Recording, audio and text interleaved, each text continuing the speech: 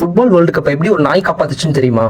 1966 இங்கிலாந்துல world cup schedule பண்றாங்க. ஒரு ப்ரமோஷனா இருக்கட்டும், ஒரு பப்ளிக் ஹால்ல வேர்ல்ட் கப் டிஸ்ப்ளே பண்றாங்க. எல்லாம் நல்லா தான் போயிட்டு இருந்தது. 20th மார்ச் 1966 வரைக்கும் வேர்ல்ட் கப்புக்கு வெறும் 4 மாசம் இருக்க டைம்ல யாரோ நல்லா பிளான் பண்ணி இந்த வேர்ல்ட் கப் திருடிட்டாங்க. போலீஸ்க்கும் எந்த விதமான க்ளூவும் கிடைக்கல. ஆனா கொஞ்ச நாள் கழிச்சு அப்போ FIFA பிரசிடென்டா இருந்தவருக்கு ஒரு பாக்ஸ் கிடைக்குது. அந்த பாக்ஸ்க்குள்ள வேர்ல்ட் கப்ல இருந்த ஃபேப்ரிக் லைனிங்கும் ஒரு லெட்டர் இருந்தது. அந்த லெட்டர்ல 15,000 பவுண்ட் டிமாண்டா கேட்டிருந்தாங்க. வேற வழி இல்லாதனால இந்த 15,000 பவுண்ட் கொடுக்கறதா முடிவு பண்ணிட்டாங்க. ஆனா இந்த 15,000 பவுண்ட் கொடுத்து வேர்ல்ட் கப் வாங்கியிருந்தாங்கன்னா எந்த பிரச்சனையும் இல்ல. ஆனா போலீஸ் வேற பிளான் வச்சிருந்தாங்க. இவங்க கொடுக்க போற 15,000 பவுண்ட் நோட் பண்டில்ல ஃபர்ஸ்ட் இருக்க நோட்டும் லாஸ்ட்ல இருக்க நோட் மட்டும் தான் ஒரிஜினல். நடுவுல இருக்க எல்லாமே ஃபேக் கரன்சிஸ். அந்த பணத்தை கொடுக்கிறதுக்கான நாள் வந்தது. கரெக்டா அந்த திருடன் பணத்தை வாங்கிட்டு தப்பிக்கிறப்போ போலீஸ் அவனை ரவுண்ட் அப் பண்ணிட்டாங்க. போலீஸ் அவனை இன்வெஸ்டிகேட் பண்ணப்பதான் தெரிஞ்சது இவன் மெயின் திருடன் இல்லன்னு. இவன் மாட்டினதை பார்த்து அவன் உஷாராய் தப்பிச்சிட்டான். ஆனா இப்ப போலீஸ் கிட்ட மாட்டினவங்க கிட்ட ஃபுட்பால் வேர்ல்டு கப்பும் இல்ல, அது எங்க இருக்குன்னு தெரியலன்னு சொல்லிட்டான். அடுத்த நாள் நியூஸ் பேப்பர்ல இது ஒரு ஹாட் டாபிக்கா வந்தது. இங்கிலாந்துக்கும் ஒரு பெரிய கெட்ட பேர் வந்தது. டேவிட்னு ஒருத்தர் அவர் நாய் பிக்கிள்ஸ தினமும் ஒரு வீட்டுக்கிட்ட வாக்கிங் கூட்டு போவாரு. ஆனா ஒரு நாள் அது ரொம்ப வினோதமா நடந்துச்சு. பிக்கிள்ஸ் ஒரு குழியில ஒரு பேப்பர் பேக்கேஜ் கண்டுபிடிக்குது. பிக்கிள்ஸோட ஓனர் டேவிடும் அது என்னன்னு தெரியாம போலீஸ்க்கு போன் பண்ணிட்டாரு. லேட்டர் போலீஸ் வந்ததுக்கு அப்புறம் தான் தெரிஞ்சது அந்த பேப்பர் பேக்கேஜ்குள்ள இருந்தது ஃபுட்பால் வேர்ல்டு கப்னு.